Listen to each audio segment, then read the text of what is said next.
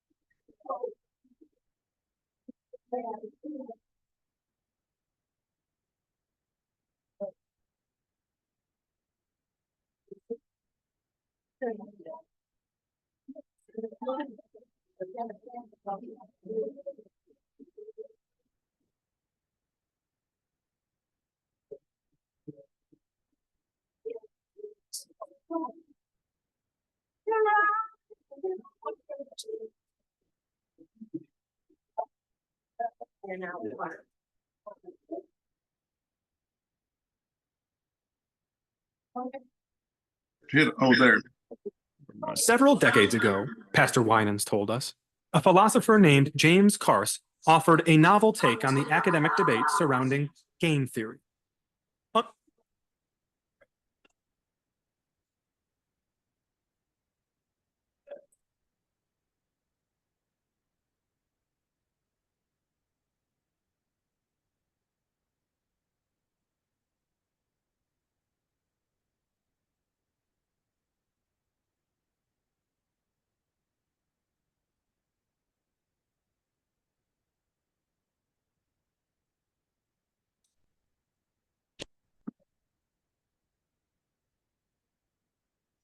It's not.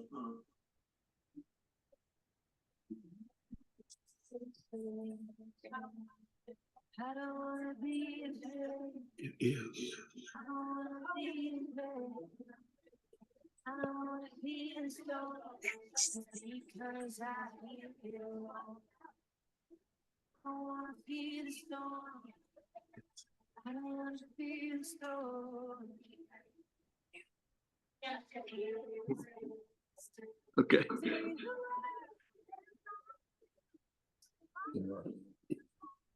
What's called like you. Okay.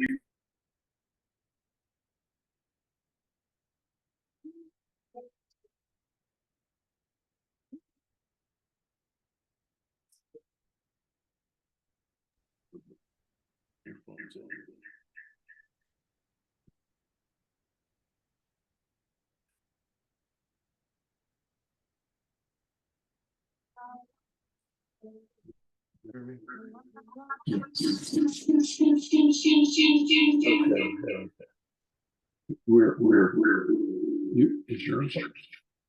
Is yours.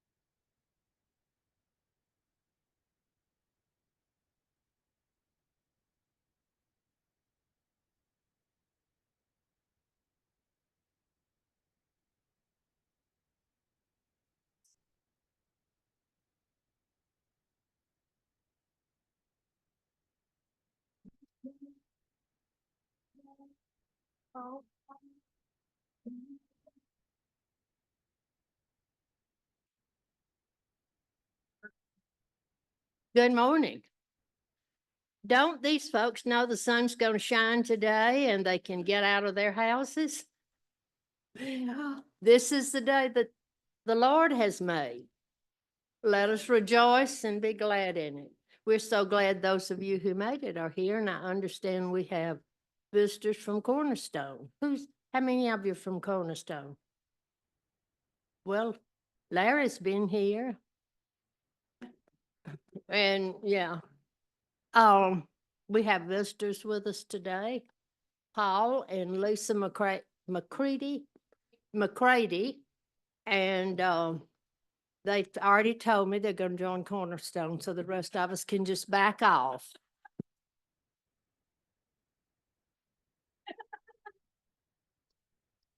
Are there any announcements today? I have some cards. We'd like to know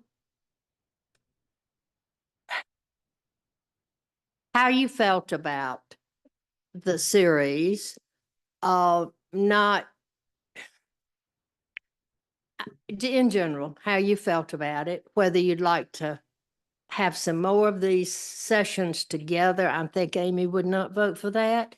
She said, when I told her I wanted to give you some cards and see what you thought, she said, well, I won't take them up and I won't look at them for 3 weeks. So be kind. But anyway, we have no way of gauging what you think, what you want to do. So I have these little blue cards and I will pass them out while they do their introduction. Dear God, we thank you for this day. We thank you for the rain, but bless those who are not grateful this morning, who've had so much tragedy. It has been appalling to watch the news. Please be with them all, especially those families that have lost family members. Watch over us, care for us this week. We ask in your holy name. Amen. Here we go.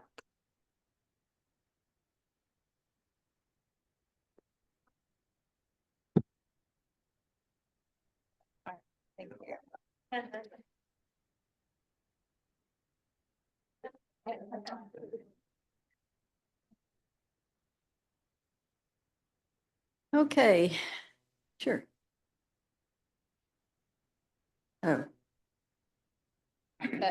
This, yeah. Here's an ad for the, you hear me? An ad for the Ages and Stages class, Hold it right up to your. Ages and Stages class. The last 2 weeks of October, well, month of October, I'm responsible for, but the last 2 weeks I've set aside for a further discussion of this class, this subject. So if there are things that you think we ran out of time or just didn't have enough time to talk about, or other things you wish we had touched on, put those on your on the card, and I'm going to be trying to not talk at you for 2 weeks, but to lead a discussion if there is a discussion that would be interest all of you. The class is certainly the counter class, and any of you are certainly welcome to join us. Yeah. Can you hear me now? Hold it close to your mouth. Okay, the last 2 weeks of October are going to be a continuation of this program.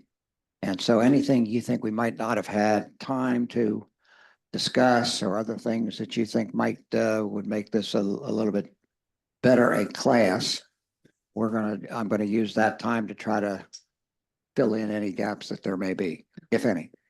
I just want to let you know, encounter people, anybody else is welcome to join Ages and Stages. If the need is great enough, we can meet here. It'd be fine with me, but I'm not going to talk at people for 2 weeks. I don't really feel like lecturing on this subject, but I would like to have discussion topics that would be of interest to you. I just thought I'd let you know. Okay, thanks. And as far as additional resources, I hope that today's presentation is full of further study moments for you guys. The slides that I prepared, I am happy to share with individuals, class leaders, There are hyperlinks in the slides. So like out there among you is a handout with some additional resources, but the slide version would provide you with some additional click and get there type of information. Okay. And then Okay. Jean, let's go. Well, we've been talking a lot about Christian nationalism. So I think it's wise to restate again just what it is. And that is Christian nationalism is an ideology that claims that the United States of America was ordained by God and designed by our founding fathers to be the responsibility of the government and all good Christians to follow the literal interpretation of Scripture and lift up the white race to dominate all people and nations, and to do that by any means possible, including violence. So how do you recognize Christian nationalism? Because it can sound Christian because of the symbols and the language used, and it can also sound patriotic, again, because of the symbols. It is not accurate history, and it drives people away from Jesus. Among the handouts today is that set of resources that you may want to refer to when you're exploring this topic on your own. I want to especially recommend the podcast Truth Over Tribe. It's easy to find. You can Google it, get it on your phone. It seems to me to be the most well-balanced in terms of left-right ideology of any of the podcasts that I've heard. Russell Moore's podcast is also a very good one. So before we get into the final chapter of The Kingdom, the Power, and the Glory, I'd like to read a statement from United Methodist Bishop Kenneth Carter. And he says, the extreme polarization, hateful and crude discourse, disinformation, and lying that dominate today's politics present the church with an opportunity, yes, even a responsibility, to model the more excellent way, which is compassion and respect for the inherent worth of all people as beloved children of God, and a commitment to justice and the common good where God's creation is enabled to flourish. Simply mirroring the divisiveness, the disrespect, and hostility of contemporary society distorts the church's nature, negates its mission, and renders it complicit with the principalities and powers of sin and death. So one of the books on the resources list is The Kingdom of Rage, The Rise of Christian Extremism and the Path Back to Peace, and it's written by Elizabeth Newman.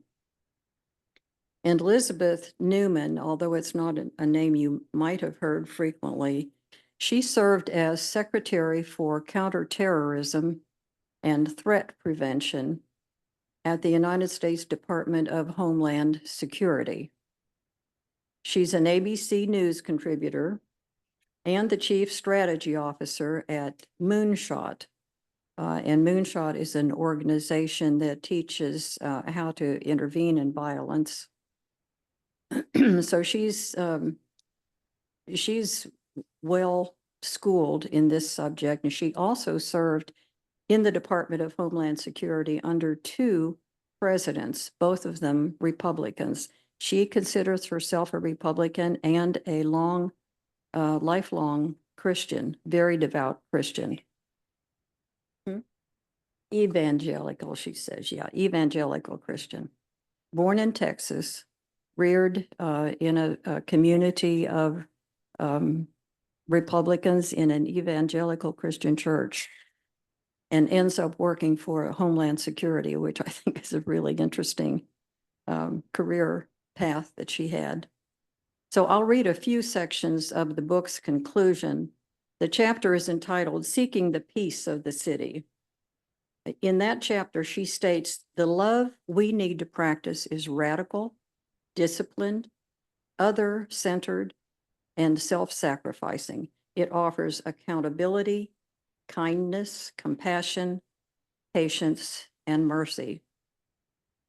And she also quotes from some of the other world religions. She is well schooled in other religions as well as Christianity.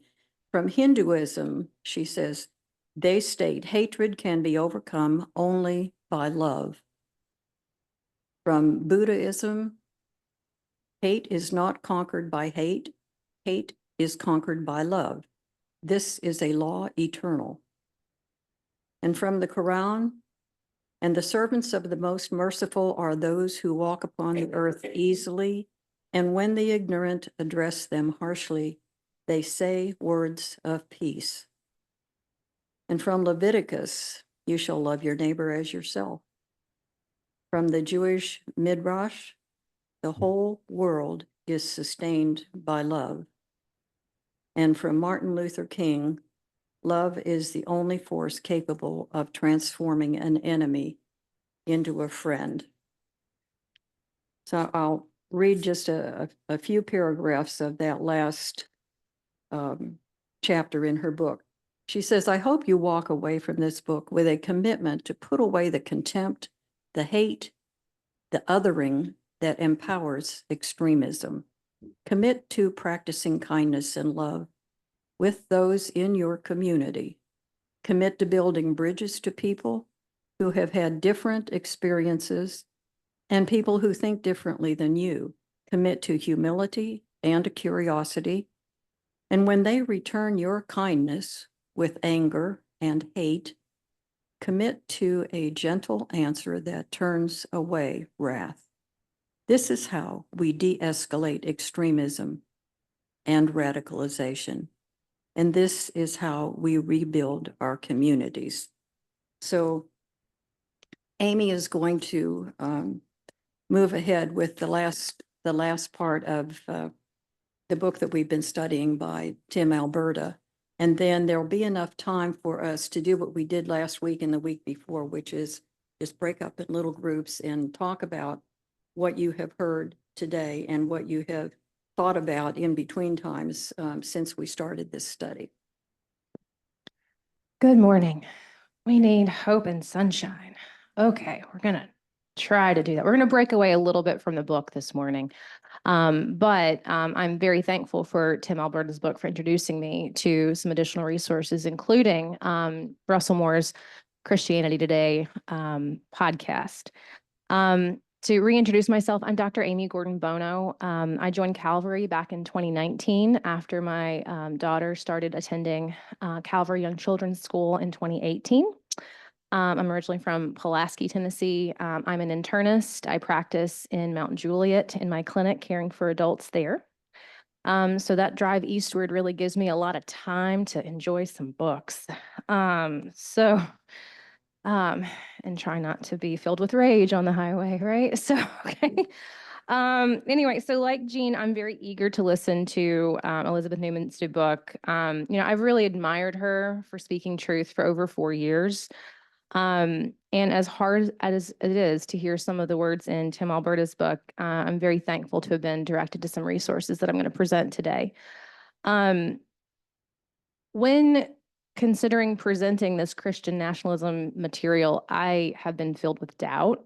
I really kind of felt like, oh my gosh, can I do this? Can I do this? And well, in Tim Alberta's book, I have heard so many people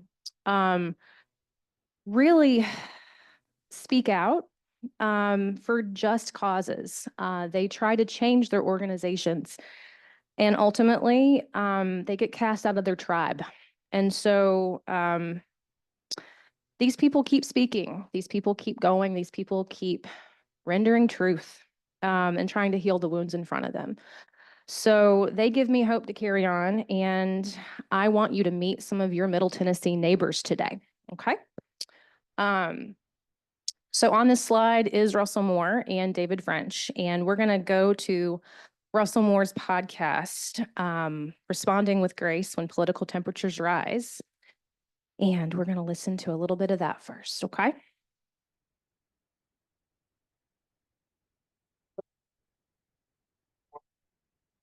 As we move closer to the American presidential election, we all know how divisive politics can be. But is there a way to step back and engage in politics more Christianly?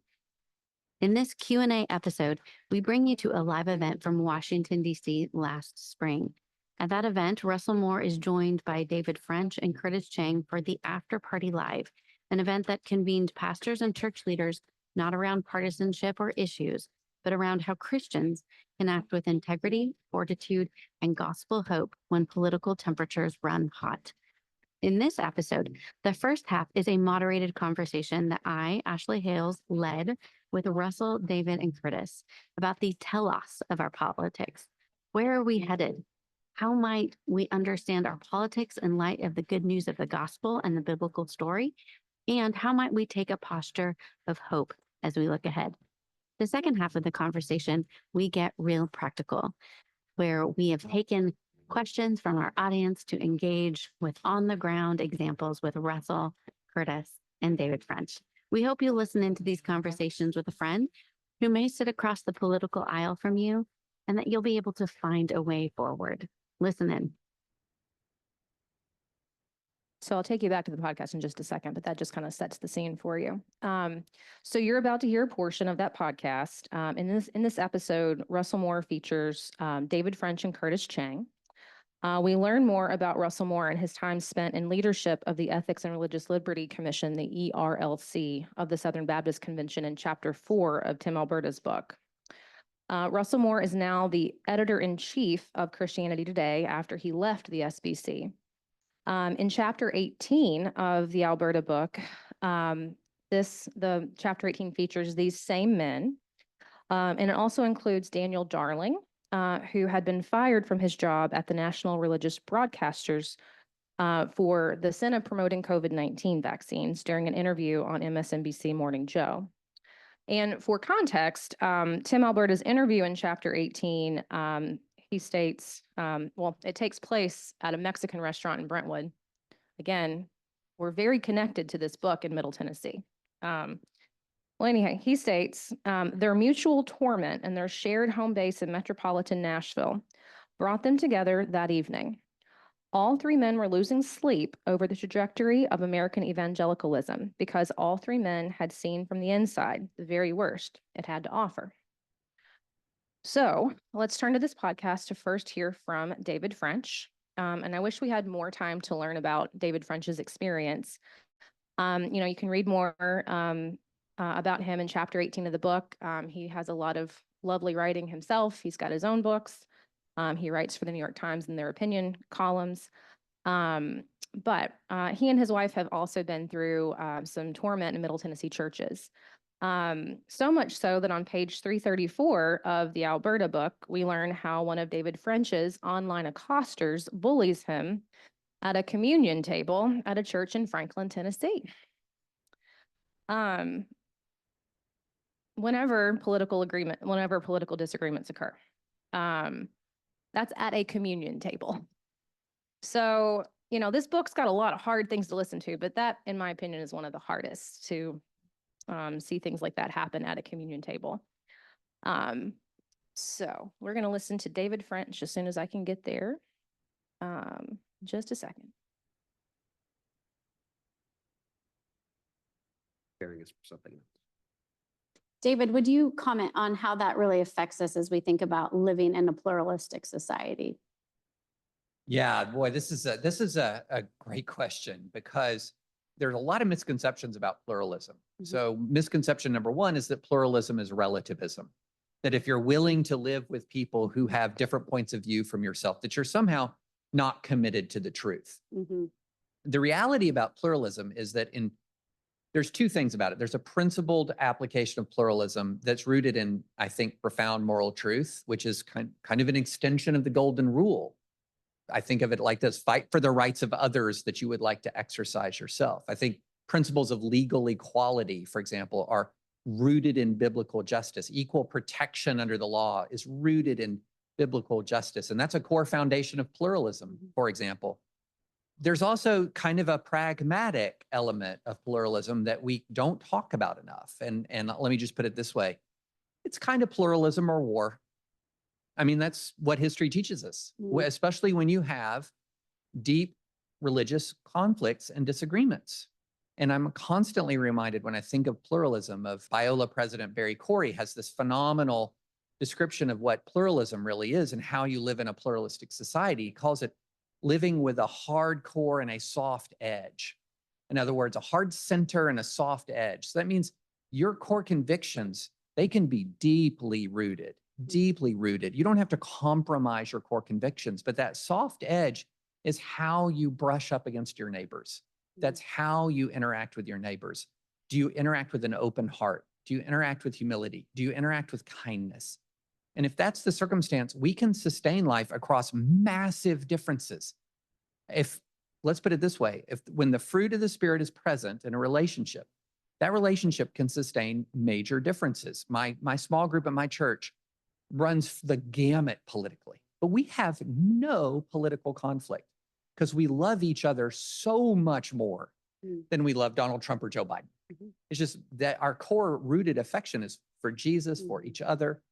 And so we love each other. We love each other, but not one of us has, everyone who's walked into that small group, we're all in the same political place we were when we started, but we absolutely love each other. And to me, that's a very small version of what pluralism looks like. And people who dislike pluralism keep coming back to the critique of it as somehow it's inherently squishy or it's inherently morally relativistic. That is the opposite of the truth. Pluralism is how people who are not morally relativistic live together in a diverse country. So there is a principle aspect of this. I want you, even when you disagree with me, to enjoy the same rights that I have. And guess what? I think Christians should also go out of their way to defend the rights of other people. We should be known for that. If you see somebody you disagree with who's being treated very unfairly and unjustly, get in that foxhole with them. Do it. It's good to know David French found a Middle Tennessee church with a better communion table. So then we can hear David French provide some advice on how to connect on those who are different from us. And I get to. Everything becomes about politics and culture. That's Russell Moore. We're gonna I was deeply influenced years ago when I read of Jonathan Haidt's analogy of the elephant and the rider. And if you're not familiar with this, think about a human being as an elephant and a rider. The rider is your rational self. It's the part that says 2 + 2 = 4, 3 + 3 = 6. The Southeastern Conference is the best football conference in America. Like all of the indisputed facts. And then the elephant, but that's your rational mind. The elephant is everything else. So your upbringing, your ethnicity, your mood that day, how you feel, your everything else, your friendships, your relationships, your disposition, your temperament. And the way Jonathan Haidt says it is, everyone wants to talk to the rider, like to have this hyper rational conversation. We fool ourselves into thinking we're just these hyper rational people. And as Jonathan Haidt says, if you can talk to the rider all day, but if the elephant doesn't want to move, the rider isn't going anywhere. But if you reach the elephant, the rider's coming along. Now, ideally, you want to reach rider and elephant. So there's unity of mind and emotions and heart. And so that really impacted me. And so one of the things that I really try to do is talk to the elephant. And how do you talk to the elephant? Well, there's a couple of ways. Begin with affection. Begin with affection. Have a default posture of affection towards other people, not smarminess and fake smiliness or whatever, but genuine concern, genuine affection, and then move to connection. What is the common element? What are the things that what is it about, you and that other person where you can find some common ground? And then once that affection and connection is established, and a lot of times you've kind of got the elephant stamping its feet a little bit, like it's feeling comfortable. And then you move to the reason element. Because I think if you only talk to the elephant, that can be manipulation, right? If you only talk to the rider, well, then you're just ineffective. If you unify elephant and rider, but it has to be done in a genuine spirit of affection. That's great. So those are some good words, I think, from David French. So now let's get to know another one of your Nashville neighbors. This is Russell Moore and his family. And he appears throughout the Tim Alberta book. And I will lean mostly on chapter 4 and chapter 18 to understand Russell Moore's path. So let's go to chapter 4. which opens with Russell Moore's take on Christian extremism in churches and the challenges he faced within the Southern Baptist Convention. But seek first his kingdom and his righteousness, and all these things will be given to you as well. Matthew chapter 6, verse 33. A pastor asked me the other day, what percentage of churches would you say are grappling with these issues? Russell Moore told me. And I said, 100%. All of them. I don't know of a single church that's not affected by this. Moore would know. A preacher's grandson, raised in Biloxi, Mississippi, he spent his life steeped in ecclesiastical subculture. For as long as he can remember, Moore identified primarily not as an American, or as a Southerner, or even as a Christian, but as a member of America's largest Protestant denomination, the Southern Baptist Convention. He learned and lived by the rules, written and unwritten. He never missed Sunday morning service or Wednesday night fellowship. He worked as a youth pastor at an SBC church, earned his master's and doctoral degrees at SBC seminaries, taught theology to the next generation of SBC clergy, edited a journal of SBC news and opinion. He became a denominational prodigy, ascending to one of evangelicalism's highest peaks, president of SBC's Ethics and Religious Liberty Commission at just 41 years old. Moore ranked among the world's best known and best connected Southern Baptists. As we talked in the upstairs lounge of a downtown Atlanta hotel one fall evening in 2021, Moore remarked on how strange it felt to say this aloud. He was a former Southern Baptist. Moore had quit the denomination a few months earlier. The only surprise was that he lasted as long as he did. Years of low-intensity conflict within the SBC had given way to vicious internecine fighting, and Moore was at the center of it. Because of his push for an open-aired reckoning on racial tensions in the denomination, and for probes into the church-sanctioned concealment of sexual abuse, never mind his vocal denunciations of Donald Trump, Moore had gone from wunderkind to whipping boy. Since Trump's election, far-right forces inside the Southern Baptist Convention had monitored him closely, believing that he was on a mission to overthrow the conservative order that had governed the denomination for decades. It made no real difference that Moore was, himself, by any measure, a conservative, pro-life, anti-gay marriage, a champion for religious freedom, an undeviating voice for traditional values. Nor did it matter that Moore was a model witness for Christ, someone who lived his faith and practiced every bit of what he preached. He was on the wrong side of the culture wars that were consuming the church. And for that, Moore said, he was subjected to psychological warfare that became so paralyzing, he ultimately had no choice but to raise a white flag. So we then hear about Russell Moore's take on extremism in churches. When it comes to political extremism infiltrating churches, Moore acknowledged that sometimes the pastor is responsible. Crazy as a church growth strategy, he mused. But he insists this isn't typical. In most cases, Moore said, the tension is coming from the bottom up. Members complain about a sermon or a social media post from the church account. Angry emails to the leadership prompt an emergency meeting among elders and the pastor. The complaint goes ignored, which enrages the aggrieved members, or it earns an apology, emboldening those members while irritating a different clique. A church can only endure one or two such cycles before the scent of insurgency becomes overpowering. At that point, the pastor's in trouble, because most of them, are afraid of their own congregants, Moore said. It's not because they're cowards, it's just the way the system is set up. This exists regardless of the specific type of church polity. Wherever people can vote with their feet, you're going to have pastors feeling paralyzed, unsure of whether they'll lose more people by keeping quiet or by taking their own people on. And the problem is, most of these pastors don't feel like they've built up the capital with their congregation to take them on. So they shy away from the fight, which tends to perpetuate the problems.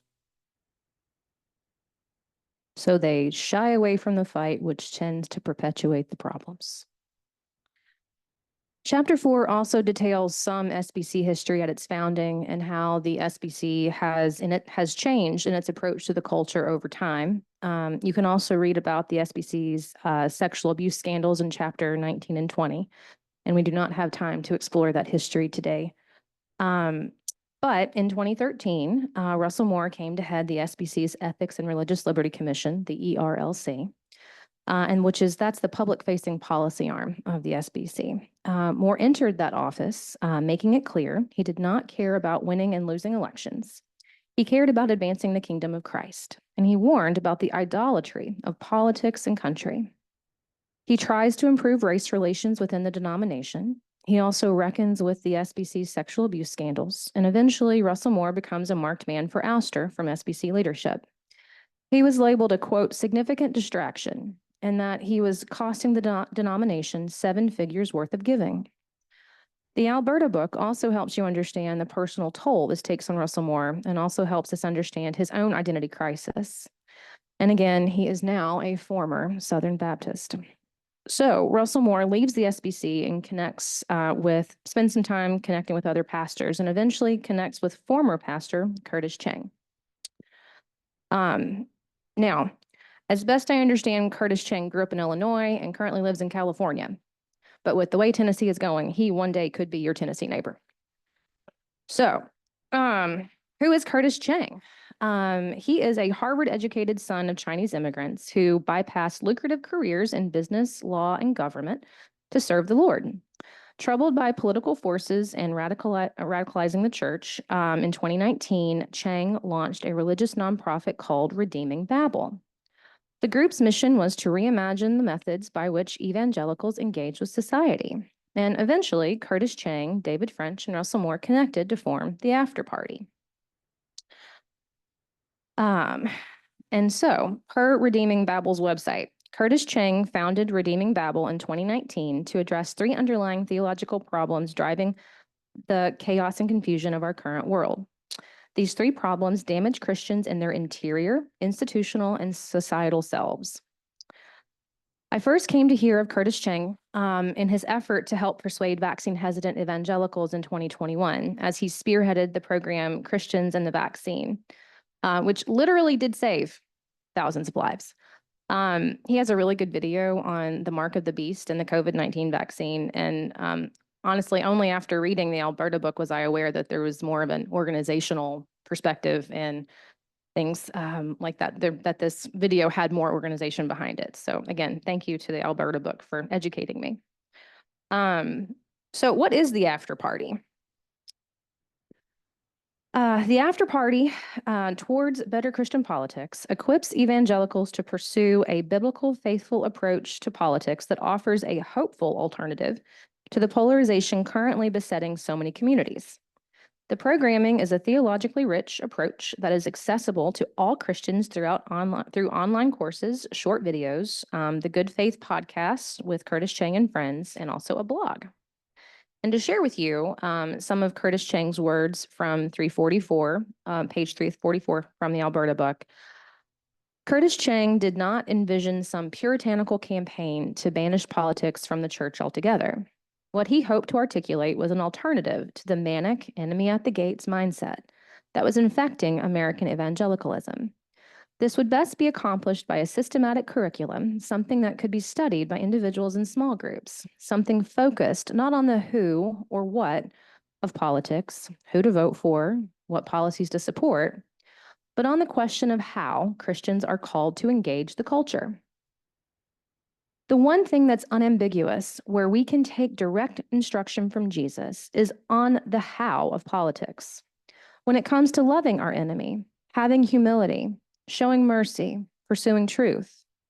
And those hows, while being deeply biblical and pointing people to Jesus, also happen to be really congruent with the basic values of democracy and pluralism. I like those words. Chang was onto something. How many disputes, theological, political, and otherwise, might amicably be resolved by practicing the so-called golden rule we all learned in kindergarten? That age-old adage meant to ensure harmony, dignity, community was first spoken by Jesus as he taught his followers how to deal with people they didn't like or agree with. Do unto others as you would have them do to you.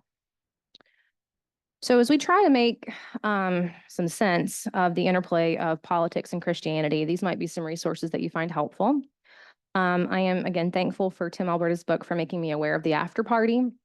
And that program, as well as Elizabeth Newman's new book, are on my to-do list for further exploration after hopefully a great fall break detox.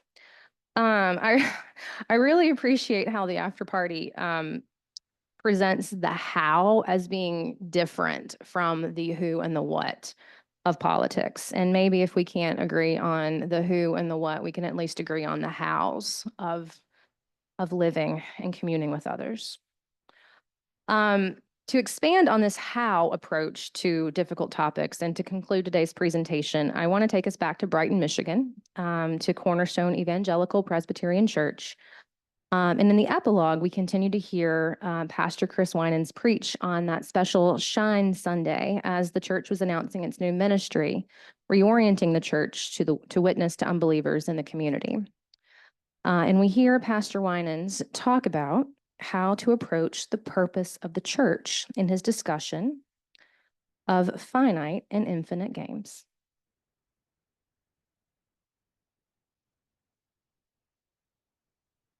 Several decades ago, Pastor Winans told us, a philosopher named James Carse offered a novel take on the academic debate surrounding game theory. Unlike the mathematicians and military strategists who'd adapted this discipline to their own fields, Carse was interested in understanding sociology and existentialism. In his 1986 book, Finite and Infinite Games, Carse argued that man's approach to the world around him typically fits one of these two categories. Finite games are defined by several criteria: known players, fixed rules, and a zero-sum objective. Think of a baseball game. Spectators cannot enter from the stands and begin pitching for the home team, nor can the pitcher move the mound to third base. The objective in baseball, as in all finite games, is to defeat an opponent, and every game concludes with a winner and a loser. Infinite games, on the other hand, are defined by the opposite criteria. There are known and unknown players. The rules are flexible and can change. The objective is to constantly improve, to be better than one's own self, because the game has no conclusion. Education is an obvious example. There is no winning at education, only learning, growing, maturing. I want to suggest to you this morning that the church is an infinite game, Winans said. But the believer will be tempted to approach the church in a finite way. Echoing the vivid contrast Paul offered up in his second letter to the Corinthians, the pastor asked his congregation to consider the purpose of the church in the context of three questions relating to the finite and the infinite. First, who are the players? Some Christians operate as though the players are known, Winans said, hence the segregated framing of believers versus unbelievers, Republicans versus Democrats, and so on. This is nothing new. Winans reminded us that Jonah wound up in the belly of the whale because he refused God's command to go and preach to the violent, godless, wicked people of Nineveh. They were not known players. They had no place in Jonah's finite view of God's kingdom. Only after he repented, traveled to Nineveh, and won many souls there could Jonah comprehend the infinite nature of God's design. It was the same story in the first century, Winans added, when Jesus was chastised by religious elites and second-guessed by his own disciples for engaging with sinners, ethnic enemies, people who were supposedly unwelcome to the game. What the critics didn't understand is that while Jesus was offering an exclusive path to salvation, the offer itself was not exclusionary. To this day, consciously or subconsciously, Christians possess a limited view of God's kingdom. We tend to think of the church as a castle with high walls, Winans explained, when Jesus made clear that he was building a hospital to make sick people well. We dare not think that we know who the right and wrong people are, the pastor said, his voice stern. The gospel goes out to everyone. Pastor Winans continues to say that we don't win at holiness. We strive to become more mature and become better than ourselves. In the infinite version, the goal of the church is to be a faithful presence for Jesus in the culture. In the finite version, the goal is to win the culture wars. And there's a reason the culture wars have become a quagmire for Christians. Even if they elect the right politicians and pass the right laws, and the meaning of right looks very different to believers in different parts of the country. They are still not winning because they are playing the wrong game. And he concludes his sermon with 2 Corinthians 4:18. So we fix our eyes not on what is seen, but on what is unseen. Since what is seen is temporary, but what is unseen is eternal.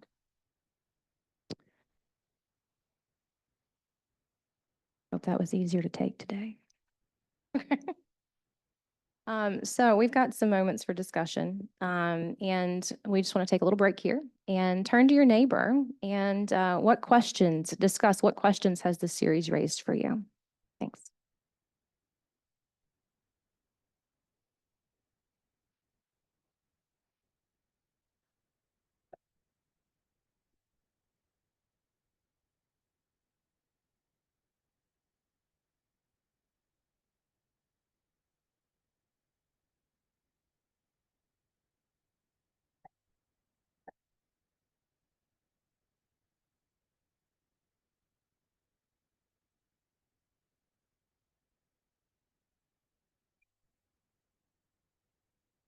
I don't this time I face the waves. I don't wanna be afraid. I don't wanna be afraid. I don't wanna feel the storm. It's because I hear it alone. I don't wanna feel the storm. I don't wanna feel the storm. Say the word and I'll promise you till I'm living in you. Oh, please, you want me so.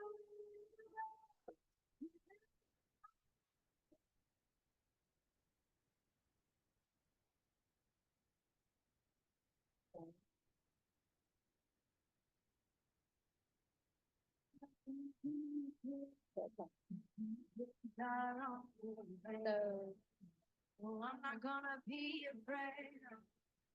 I'm not gonna be afraid. I'm not gonna be the storm.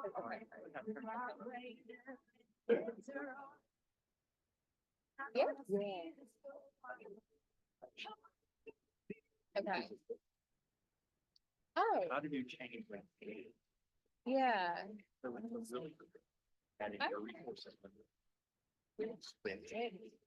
Shipping. Because I mean, John's building their work, really good research. Done by. Really great. All right, it's less than 8 hours placement, so I might get it done like within a week or two.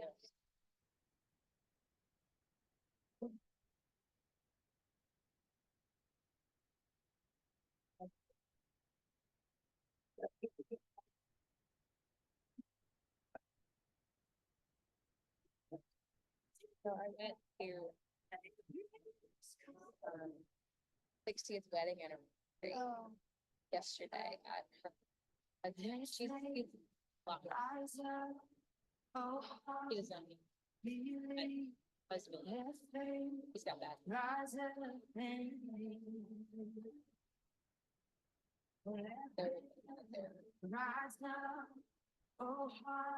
Community room.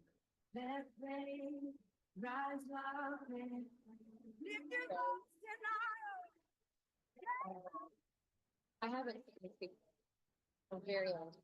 Like, I forget that. So I got to it was so cute. And let me tell you, I found out how you're older. Like, because I was like, what the hell? I was called. I like that. So I got a good dose of feeling old yesterday.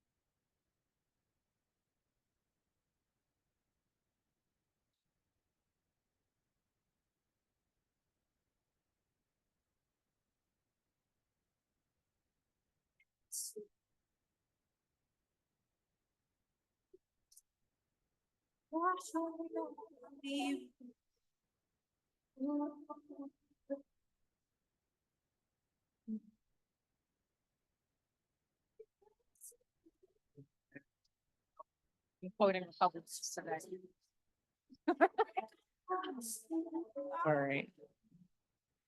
All right, guys.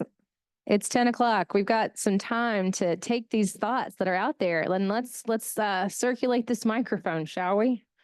So, um, so who would like to share what y'all been talking about? Who wants to go? Come on. Maybe we'll just take it back to our pastor since he continues to talk. I consider myself an intelligent person, and it scares me to think how I knew nothing about this until I read this book. How could it be going on all around me, and especially in Nashville? And until I read this book, I knew very little about it. So thank you for bringing this to our attention.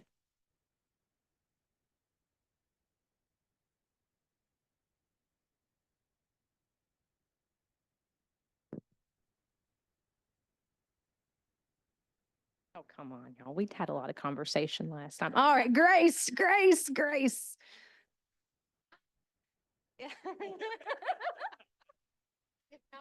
If no one else in our class will say anything, you can count on Tom or me. You defer to me. When I sit down with you or when I shake your hand and I meet you, I think of you as a possible friend. Or I think of you as, Lisa McCready, I know her now. And when I see her, I'll talk to her. Whether we go out to eat, I don't know. But I don't ask you when I meet you, I'm Grace Whitlow, and how do you feel about the election? I mean, good gracious. We can't do that. We can't do that anymore. And I was just saying to Barbara, I don't remember my parents having disagreements, but maybe they didn't talk about things in front of us as children. So I don't know whether this is the new wave that I'm not attuned to. I don't know. It's baffling because they're folks I want to know and commune with, but I don't want to talk politics. My sons, who are now in their 50s and 60s, won't tell you how they voted because that's the way they grew up. That was a personal thing and not something to be aired. And I don't know why we have all of a sudden made it such an issue. I do think politics has become personal. And I guess I see that in my line of work, as a physician, several of my colleagues have felt under attack. They feel unsafe trying to provide care. So yeah, I think that I also hear from my rural family members say that I didn't used to be looked at differently because of how I voted. And so it didn't used to be something that sorted you into a tribe.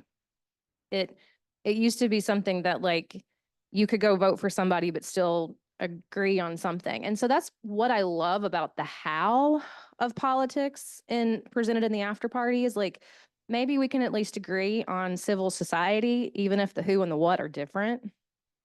So. Oh, sorry. I mean, I never associated politics with violence.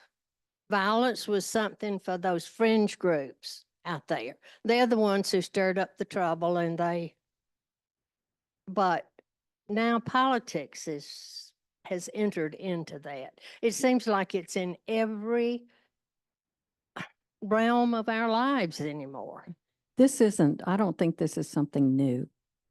You Because don't? No, because I was almost disowned by my family when I voted for John F. Kennedy because he was a Catholic.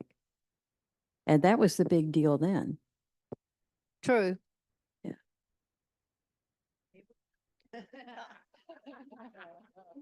Well, one thing that's different today than was true 40 years ago is the mass of information we have. It used to be we had the evening news. We turned to Walker Conrad. We had 3 channels. We talked to our neighbors, and our neighbors and the people we associated with tended to think kind of like we did. They saw the world like we did. If you were in a rural small town in Oklahoma, my grandfather would vote for a Democrat no matter who it was in those days. But I do think now we are flooded with information.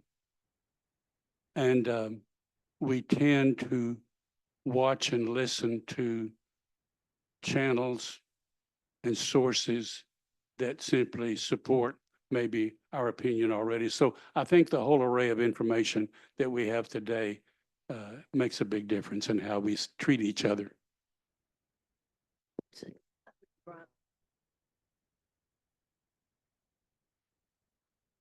Oh, wow. I need to get up. Thank you, Grace. All right. Well, I didn't mean to stand, but I didn't want Grace to walk all the way across the room. I do want to feed off of what I think Amy and Tom both said that has happened, and I saw it really acutely grow even before the pandemic. But in the midst of all that information, which Tom can certainly speak much more fluently to as someone who worked for years in information and as a journalist, the challenge I have found, and even if you are not super fluent in social media and those things, is that some of the things that were built to better market to you also then shifted information to you, which meant that the perpetuation of whatever you were kind of thinking would get amplified, right? And that means that misinformation is also right there in the midst of it.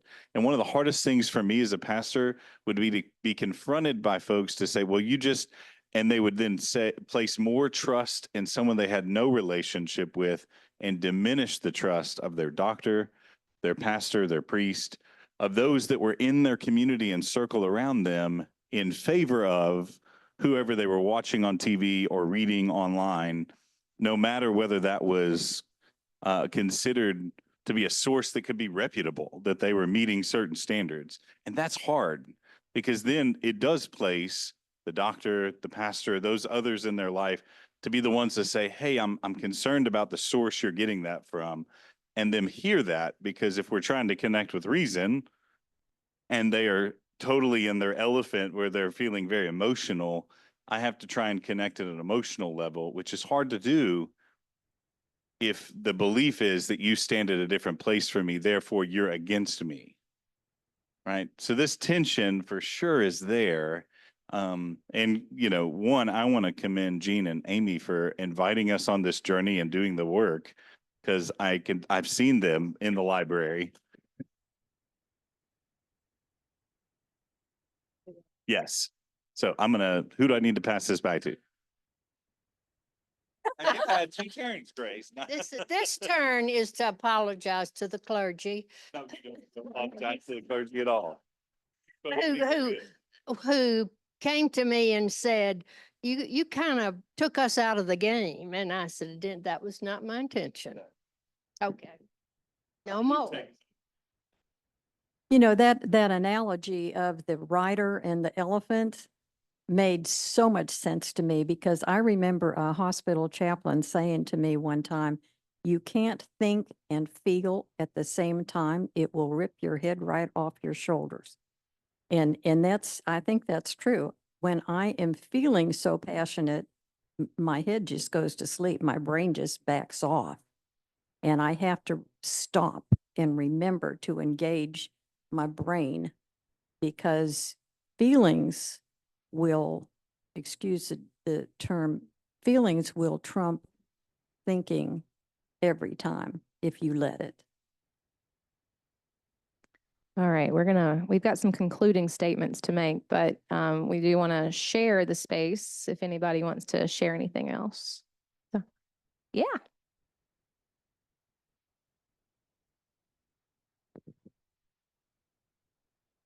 I'm Larry Brown, Ages and Stages class.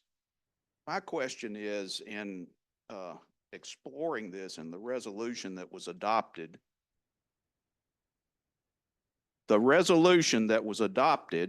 specifically item number 4, says that the United Methodist Church in all expressions will continue to prayerfully discern, confess, and repent of our own complicity with Christian nationalism. Now, I've read the book. It spends most of the time talking about evangelical Christians, and I don't think that includes the United Methodist Church. The United Methodist Church is mentioned one time in the book, and most of the time is spent criticizing in detail flaws in the Southern Baptist Convention. So my question is, why did the people who came forward with this resolution feel that it was important, necessary, and appropriate for the Methodists who didn't participate in this to confess and complicity in something that we had nothing to do with?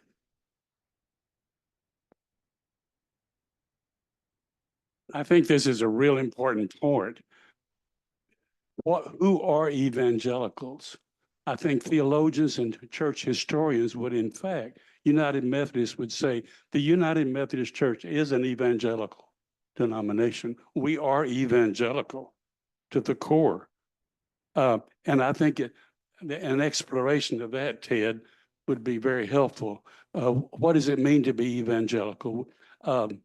Most church folks that I know in leadership of the United Methodist Church would agree that we are in fact evangelical. So then the question is, who are evangelicals and who defines that? And there are some really great definitions online, both, for example, Christian Century has one, but also go online and look at Oxford Dictionary, and there's a great definition of evangelical. And I think most United Methodists would say that fits us. And we did explore that question a little bit in week 1. And on page 11 of the prologue in the Alberta book, to the present day, there remains no real consensus around what it means to be an evangelical. There was a time when this etymological confusion proved a strength, prompting a growing number of Protestants to set aside organizational rivalries and join beneath a common decentralized banner. Yet such ambiguity was ripe for exploitation. So we don't have a good answer. But we do know that in our open table perspective in the Methodist tradition, that we are called to commune with everyone in the body of Christ. And so it's important for us to maintain our openness, and we are all a part of the body of Christ in churches in general, and we're not churches and unchurched individuals. So we don't have a good answer as to who is evangelical. We don't have a good answer, but we do know that with our open table mindset of approaching the culture, we are called to commune with everyone. Am I doing that okay? Because I'm not a theologian. So, so I wasn't in that vote. I don't know. But I think it's a good question. Because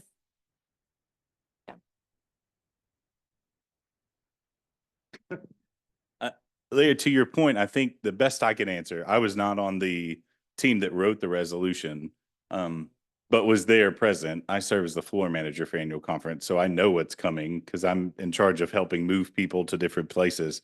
reality is, I would say that if we reframe the question, we could lift up a handful of issues that maybe we haven't been as active in addressing, right? So one of the tensions here is that while we might say, well, we didn't participate, according to Tim Alberta, in the same way that other groups have participated in this, there's a complicity, and I think the complicity that they're raising here has more to do with the fact that how have we engaged in acknowledging the presence of Christian nationalism in our larger society, of addressing its impacts in our daily life and even in our own families. Because we have, while we have gone through this class, I think have found some ways where, while it's hard for us to hear it, there is this change that's emerged of recognizing, okay, maybe these aren't people that we know as closely, but I think Gene did a beautiful job on week one of saying, like, but even in my own family, I know persons who hold really strong views that would take on methods that they wouldn't normally because of those views, that would be more, I don't want to say just violent, but would be more apt to then say, well, you're against me, and push out. So complicity, I mean, the best way I know to lift it up is to talk through an issue that we all know more deeply, but is also a hot button, which is around racial reconciliation, right? The Methodist Church has actively been a part of both harm and seeking reconciliation. And so complicity would be to say, I don't have any work to do around racial reconciliation. That's not my work. I didn't say the things or do the things. And we would say, no, but it has impacted the society we're in. Therefore, it is our work as followers of Christ and as people living in this time and place. While it may not be directly we saying, well, we didn't have an offshoot of Christian nationalism that came out of Calvary, we would have to say, no, but some of the impacts of Christian nationalism do exist within our community. Therefore, to ignore them, not to engage in study, not to engage in better understanding, would perpetuate them, would be, I think, their feeling. Therefore, we need to raise this to a surface where we're talking about it. Many of the authors, including one of those who spoke to it, served in a very rural United Methodist Church, who had gone through a pretty miserable journey in COVID with misinformation and a lot of those pieces, and had seen Christian identity around COVID, that if you were raising up as a pastor to say, we encourage you to social distance, to talk faithfully with your doctor about the vaccine, and to do everything in your ability to keep yourself and those around you safe, because this is a reflection of God and neighbor. I had people say, even to me within my own community, I can't believe that you would take on that misinformation. And I would say, I can't believe that you would misunderstand that love of God and neighbor drives our way of being. And there was this tense point where it was like, I don't know how to go from here. So complicity would have said, I think, is calling into question, like, we need to talk about it. We need to do our work around this issue. Doesn't necessarily mean that we've got offshoots of Christian nationalism coming out of the United Methodist Church in the way that maybe Tim Alberta is lifting up, but it is present. And to deny its presence would actually be a part of the complicity I think they were trying to lift up. I don't know if that helps, in many ways later, but I think that's what they're trying to raise, is like, while it may not be as directly connected to us, it's still our work to do. Going back to complicity and race relations and things like that. I recall a quote from Dr. Martin Luther King. I think it goes, in the end, we will not remember the words of our enemies, but the silence of our friends. Something like that. I'm sorry, I might be misquoting it, but that was the take home, is it might not be our fight to fight, but we are complicit if we are silent. And so there is no shortage of history that we're living through nowadays. And I've often said that it's really hard living through history. And so over the past few years, I've really learned that silence can be deadly, and that denial is only an irresponsible delay in action.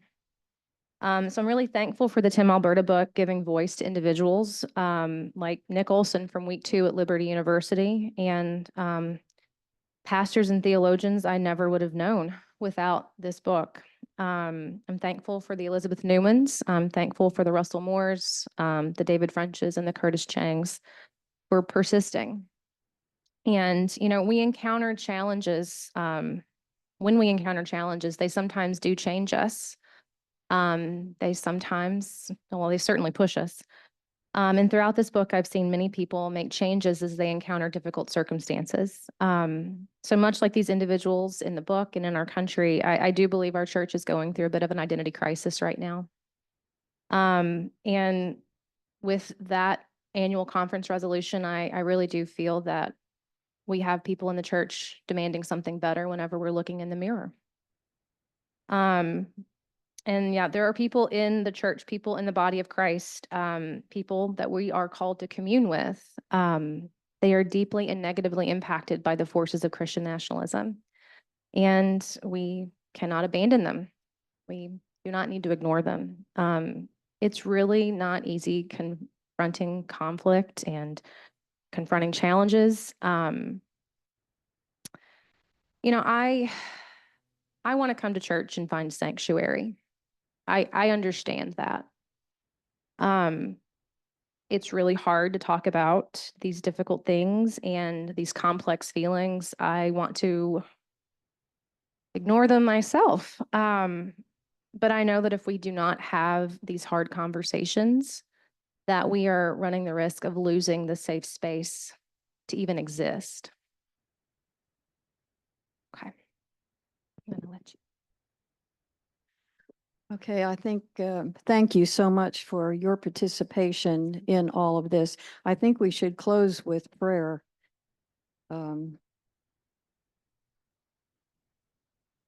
Heavenly Father, fill us with your encouragement. Help us to recognize the unique gifts that you give us and know how to use them to bring others closer to you. Heal our fear and our anxiety so we are free to see you in each other. Bless our efforts and forgive our failures. Your grace is sufficient. We ask this in the name of Jesus. Amen.